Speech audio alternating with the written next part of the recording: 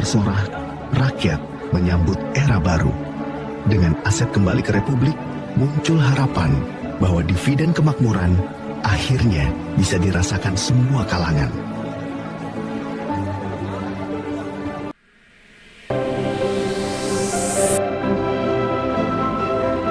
Satukan hati bersama menebar harapan. Selamat pagi sahabat Satukan Hati. Di sini, kita percaya bahwa akal tanpa hati kehilangan arah, dan hati tanpa akal mudah tersesat. Mari bersama menelusuri fakta, merenung, dan menemukan jawaban untuk rakyat dan bangsa ini.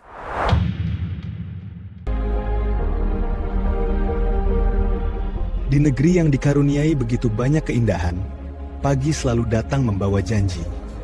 Dari gunung berselimut kabut hingga sawah dan laut yang tak bertepi.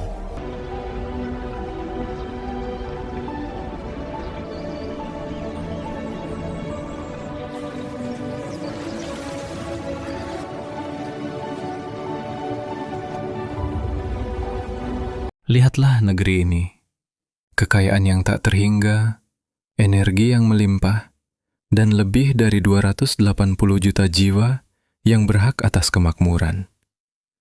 Mengapa, setelah 70 tahun merdeka, kita masih bergulat dengan utang dan ketidakadilan?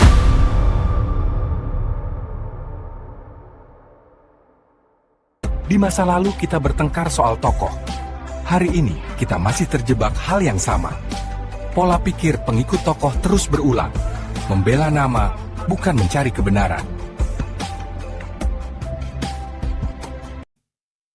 Setiap kali kita membahas masa lalu, kita terjebak dalam perangkap romantisme. Suara yang menuduh kita menjelekkan tokoh adalah suara pengikut tokoh. Mereka yang melihat sejarah sebagai drama kesetiaan. Kita harus mengambil peran sebagai pemilik tanah air. Pemilik mencari hikmah dan pertanggungjawaban.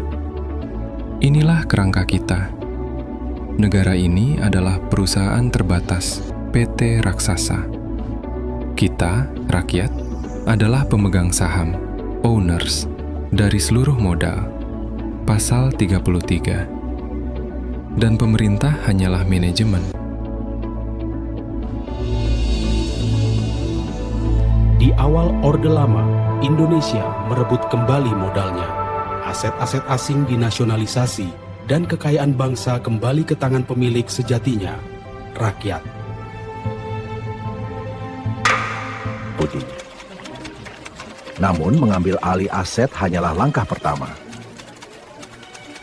Tantangannya adalah mengelola modal besar ini dengan manajemen yang kuat, sesuatu yang segera diuji Orde Lama. Orde Lama memulai dengan semangat yang benar. Merebut kembali modal awal perusahaan ini melalui nasionalisasi aset asing. Saham ekonomi kita kembali.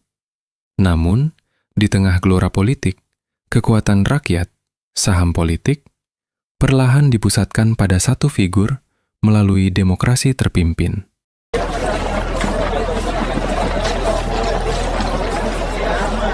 Iya, ngantri dari subuh. Semoga stoknya cukup. Pelan-pelan, jangan dorong. Berikutnya, 1 kilo beras Rp100. Habis nggak ya gulanya? Masih ada.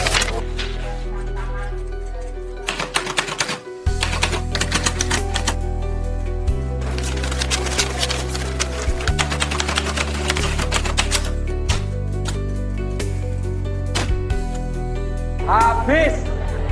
Tidak ada kiriman baru. Jadi kapan datangnya, Bang? Entahlah, dari pagi kami tunggu.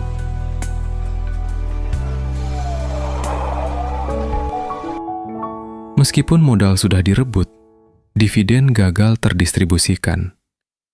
Manajemen Orde Lama terlalu fokus pada politik mercusuar, melupakan pengelolaan kas perusahaan yang efisien. Hiperinflasi melonjak tajam. Semangat politik tanpa manajemen ekonomi yang kuat membuat pemilik kelaparan di tengah tumpukan aset. Di penghujung Orde Lama, kekuasaan tak lagi mewakili banyak suara. Rakyat perlahan kehilangan hak menentukan arah negeri. Lalu, apa yang terjadi setelah suara itu hilang? elektabilitas narasi politik saat itu berubah. Suara rakyat makin kecil, keputusan makin terkunci di tangan satu arah. Dan ketika kedaulatan mulai mengerut, bab berikutnya tak terhindarkan. Di akhir Orde Lama, saham politik rakyat telah bergeser dari institusi perwakilan ke kehendak pemimpin tunggal. Rakyat, pemilik tertinggi, telah menyerahkan kedaulatannya. Pada masa ini, suara rakyat dipersempit. Kendali politik tidak lagi berada di tangan pemiliknya. Dan setelah itu, pengawasan rakyat benar-benar menghilang. Rakyat hanya diberi sebagian kecil hak memilih, sisanya ditentukan oleh struktur yang sudah diatur.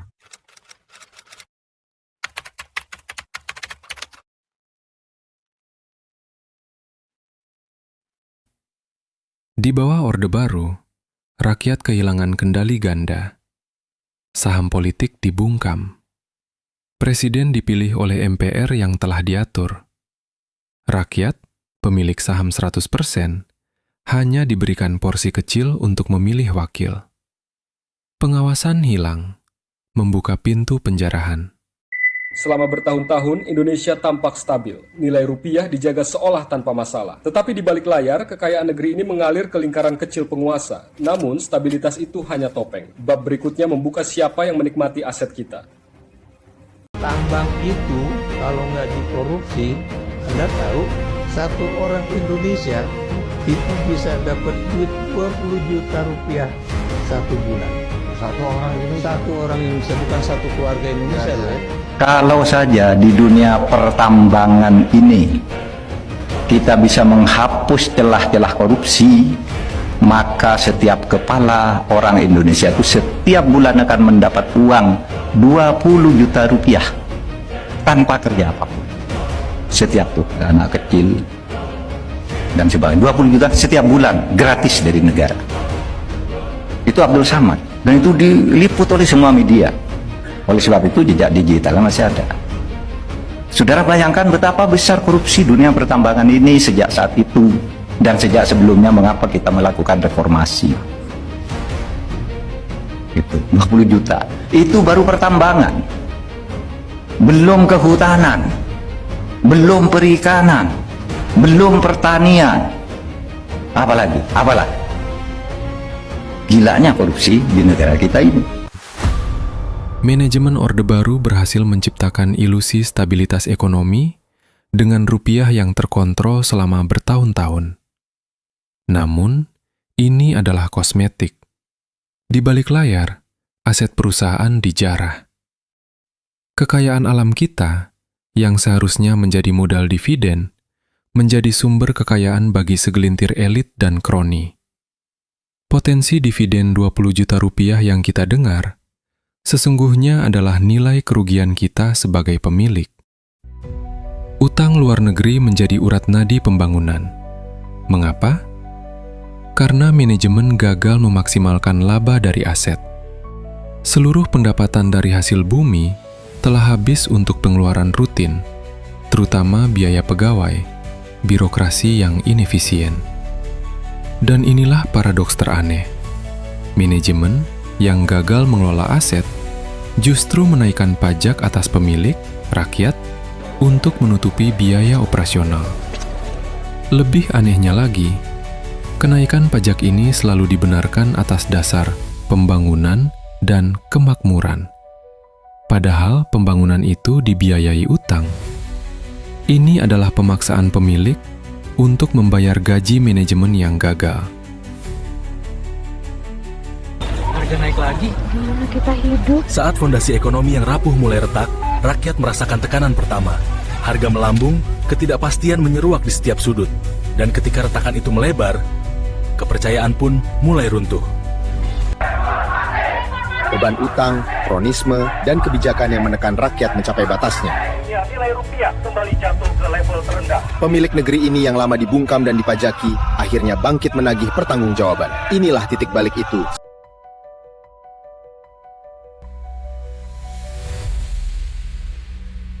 Pondasi utang, kronisme, dan kontrol politik runtuh pada 1997.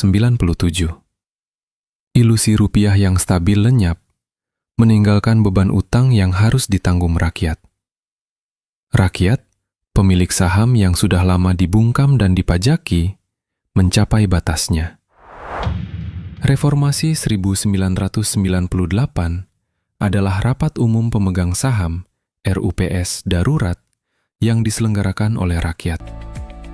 Tuntutan utama, kembalikan 100% saham politik kami. Perubahan besar terjadi. Pemilihan presiden langsung. Hak suara penuh kini ada di tangan setiap individu. Kebebasan pers ditegakkan. Lembaga pengawasan baru seperti KPK dibentuk. Rakyat telah mendapatkan kembali saham politiknya. Namun, pertarungan untuk saham ekonomi belum usai. Kita memiliki alat pengawasan yang kuat. Kita bisa memilih langsung siapa manajemen kita. Kita bisa menuntut transparansi APBN. Tetapi, apakah kita berhasil memaksa manajemen untuk efisien dan tidak berutang atas nama kita? Subah negeri ini berdiri di atas aset yang diwariskan kepada kita. Jika kita menyebut diri pemilik, maka kita wajib bertanya, bagaimana semua kekayaan itu dikelola? Adakah hasilnya kembali kepada rakyat, atau justru hilang di tangan mereka yang mengaku mengurus negara? Sebagai pemilik, kita tak boleh lagi menerima alasan lama. Pajak bukan penambal kegagalan, dan aset bangsa bukan milik segelintir orang. Saatnya rakyat mengambil peran, menagih laporan, menuntut keuntungan. Menjadi pemilik tanah air berarti tanggung jawab. Itu berarti menuntut. Manajemen, mana laba perusahaan dari aset rakyat? Kita harus menolak logika bahwa kita harus terus membayar pajak untuk menambal kegagalan pengelolaan aset yang seharusnya membiayai negara kita. Ingatlah, seluruh kekayaan di negeri ini adalah modal kita. Rakyat telah memiliki 100% saham politik. Kita bisa memilih, kita bisa mengawasi. Inilah hadiah besar dari reformasi. Kini, di masa kita menghadapi konsekuensi rupiah yang rentan terhadap guncangan global, warisan dari pondasi ekonomi Orde Baru yang korup. Tetapi, apakah kita, sebagai pemilik sejati, akan membiarkan dividen dari kekayaan alam yang kita miliki ini hanya dinikmati oleh pegawai kita, pejabat dan birokrasi saja? Untuk mengetahui bagaimana pemilik tanah air menggunakan saham politik 100% itu untuk mengawasi manajemen dan menuntut keadilan ekonomi di era pasca 1998, saksikan video kami selanjutnya. Jembatan dan kontradiksi reformasi.